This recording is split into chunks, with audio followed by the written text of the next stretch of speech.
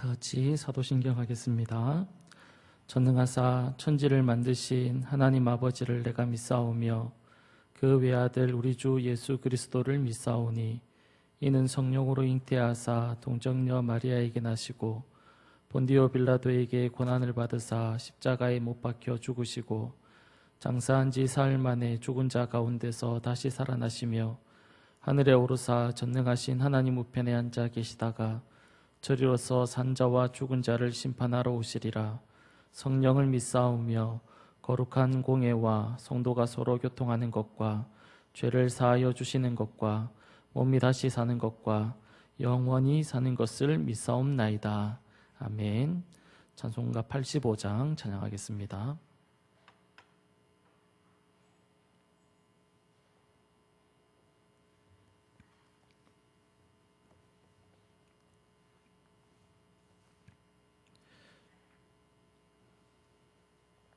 찬송가 85장입니다.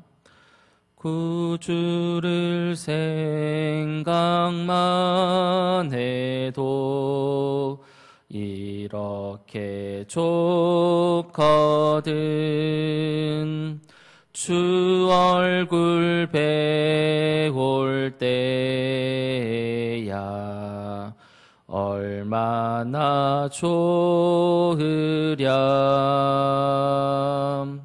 만민의 구주 예수의 귀하신 이름은 천지에 있는 이름 중 비할 데 없도다. 참 회개하는 자에게 소망이 되시고 구하고 찾는 자에게 기쁨이 되신다. 예수의 넓은 사랑을 어찌 다 말하랴. 구하고 받은 사람만 그 사랑 알도다. 사랑의 구주 예수여 내 기쁨 되시고 이제로부터 영원히 영광이 되소서. 아멘.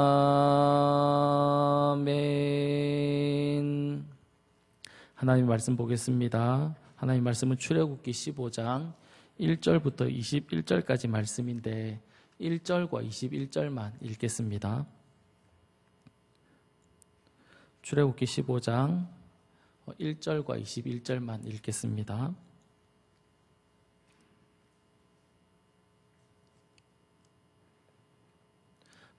다 같이 한 목소리로 읽겠습니다. 이때에 모세와 이스라엘 자손이 노래로 여호와께 노래하니 일러스되 내가 여호와를 찬송하리니 그는 높고 영화로우심이요 말과 그 탄 자를 바다에 던지셨음이로다. 21절입니다. 미리암이 그들에게 화답하여 이르되 너희는 여호와를 찬송하라. 그는 높고 영화로우심이요 말과 그 탄 자를 바다에 던지셨음이로다 하였더라. 아멘. 오늘은 우리가 읽은 말씀을 가지고 이스라엘 백성의 예배라는 제목으로 말씀을 나누도록 하겠습니다. 우리가 길을 가면서 혹은 어떤 일을 하면서 혹은 집에서 우리가 콧노래를 부르신 경험이 있을 것입니다. 어떨 때 우리가 콧노래를 부릅니까?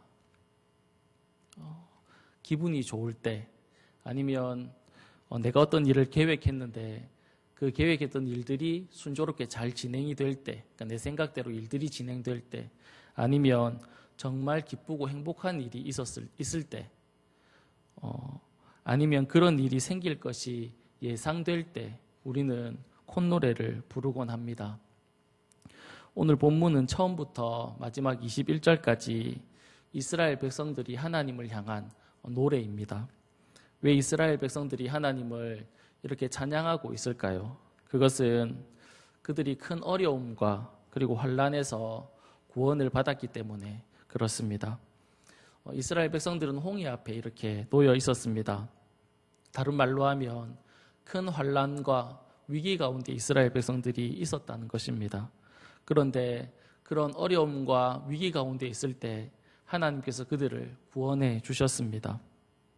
홍해를 갈라서 이스라엘 백성들을 구원해 주셨습니다. 반면에 애굽의 군대는 어떻게 되었습니까? 홍해에 모두 수장되어 죽임을 당하게 되었습니다. 이런 놀라운 경험을 이스라엘 백성들이 경험하게 되었습니다. 그리고 난 이후에 이스라엘 백성들이 홍해를 건너고 난 이후에 무엇을 하고 있냐면 하나님을 찬양하고 있는 것입니다. 그 찬양의 내용이 오늘 1절부터 21절까지 쭉 이렇게 기록되어져 있습니다. 홍해가 갈라지지 않았으면 이스라엘 백성들은 어떻게 되었을까요? 아마 애굽 군대에 의해서 죽임을 당하든지 아니면 붙잡혀서 끌려가서 다시 또 애굽에서 종살이를 하는 노예 생활을 하는 그런 상황이 되었을 것입니다. 그런데 하나님께서 홍해를 가르셔서 놀라운 기적을 그들에게 베풀어 주셔서 그들을 구원해 주셨습니다. 이 놀라운 이 하나님의 기적, 하나님을 경험하고 난 이후에 그들은 하나님을 향해서 찬양을 하고 있는 것입니다. 하나님을 향해서 언제부터 찬양을 시작했냐면 오늘 본문 1절에 보면 이때에라고 그렇게 시작하고 있습니다. 그러니까 자신들이 홍해를 건너고 난 이후 애굽 군대가 이렇게 수장되는 것을 보고 난 이후에 그들은 하나님을 향해서 찬양을 했다는 것입니다. 다른 말로 하면 하나님의 은혜를 경험한 겁니다. 하나님의 도움을 입었습니다. 하나님이 나와 함께 계시구나 그 사실을 깨닫게 된 것입니다. 그 순간에 그들은 하나님을 향해서 찬양을 했습니다. 하나님을 높이는 그런 노래를 불렀다는 겁니다. 그리고 또 왜 찬양을 했냐면 1절 중반쯤에 보시면 내가 여호와를 찬송하리니 그는 높고 영화로우시며 말과 그 탄자를 바다에 던지셨다라고 그렇게 말하고 있는데 하나님을 찬양하는 이유가 먼저는 하나님이 높고 영화로우시기 때문에 하나님을 찬양했다 그렇게 말하고 있고 또 다른 이유는 말과 그 탄자를 바다에 던지셨다 그렇게 말하고 있는데 이는 애굽의 군대를 홍해에 수장시켜서 자신들을 보호하고 지키셨기 때문이다라기보다는 그 놀라운 기적을 하나님이 행하실 수 있는 힘과 능력이 있기 때문에 그 하나님을 찬양한다라는 것입니다. 그러니까 애굽의 군대를 홍해에 수장시킬 만큼 하나님은 능력 있는 분임을 찬양한다라는 것입니다. 홍해를 가르실 수 있는 그런 능력이 있는 그 하나님을 찬양한다라는 겁니다. 나를 지키고 보호할 수 있는 그런 힘과 능력과 권세를 하나님이 가지고 있기 때문에 그 능력을 가지고 있는 그분을 찬양한다라는 것입니다. 그러니까 결국 하나님은 높고 영화로우시고 그리고 홍해를 가르실 수 있는 그런 능력을 가지고 계시고 애굽의 군대를 수장시킬 수 있는 그런 힘과 권세가 있고 나를 어떤 상황 가운데서도 지키고 보호할 수 있고 구원할 수 있는 그런 힘과 능력과 권세가 하나님에게 있기 때문에 그 하나님을 찬양하고 있다라는 것입니다. 오늘 본문 21절에도 미리암이 이렇게 노래를 부르는데 같은 내용을 가지고 하나님을 찬양하고 있는 것을 우리가 볼 수 있습니다. 그가 찬양하는 이유가 그는 높고 영화롭기 때문에 그리고 말과 그 탄자를 바다에 던지셨기 때문이다 라고 그렇게 같은 이유를 가지고 하나님을 찬양하고 있는 것을 볼 수 있습니다. 사랑하는 여러분, 우리가 하나님을 예배하고 하나님을 찬양하는 이유도 같은 이유여야 합니다. 그는 높고 영화로우시기 때문에 그렇습니다. 그렇기 때문에 우리가 찬양을 드리고 우리가 예배 드리는 것을 받기에 합당하신 분이십니다. 그리고 그의 능력이 한이 없기 때문에 그렇습니다. 내가 계획한 바가 잘 이루어지면 하나님을 찬양하고 기뻐합니다. 우리 그렇게 할 수 있습니다. 내가 생각한 바가 이루어지면, 내가 세운 계획이 잘 이렇게 진행이 되면 우리는 나와 함께 하시고 나를 도우시고 그런 하나님을 우리가 찬양할 수 있습니다. 그러나 우리의 삶이 조금 힘들어지면 우리는 하나님을 예배하고 찬양하는 일이 쉽지 않습니다.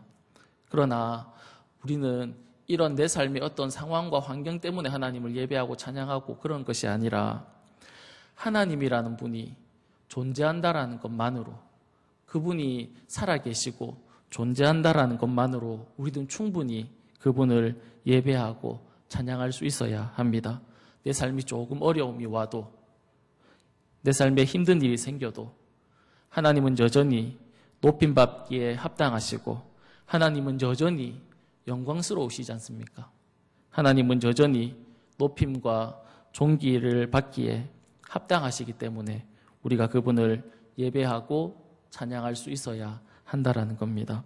우리가 이러한 예배를 드릴 수 있었으면 좋겠습니다. 내 삶에 의해서 좌지우지 되지 말고 그분을 마음껏 예배하고 그분을 마음껏 찬양할 수 있으면 얼마나 좋겠습니까? 하나님을 향한 신실한 마음을 가지고 우리 자신이 하나님을 향한 이런 신실한 마음을 가지고 하나님을 예배했으면 좋겠는데, 여기서 신실하다라는 것은 변하지 않는 마음을 이야기합니다.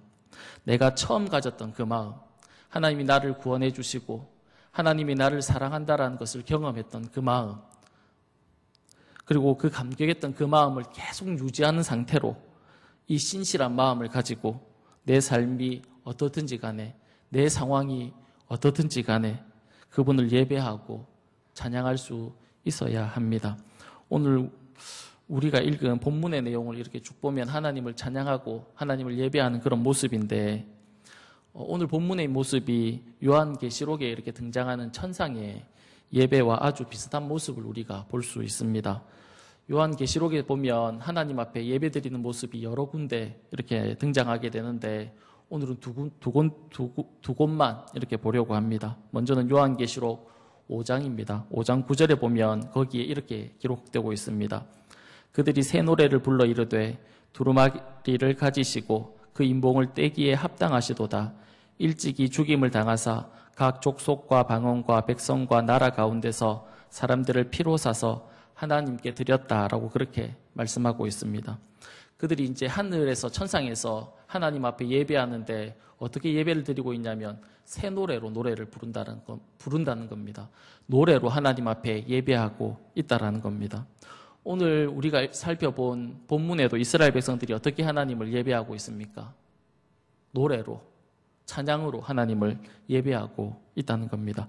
그리고 요한계시록 5장 9절을 계속해서 다시 한번 더 보면 누가 어떻게 하나님을 찬양하고 있냐면 각 족속과 방언과 백성과 나라 가운데서 라고 그렇게 이야기하고 있는데, 이는 다양한 민족들, 그러니까 다양한 사람들, 그런 사람들이 하나님을 향해서 하나 되어서 예배하고 있는 모습을 보여주고 있습니다.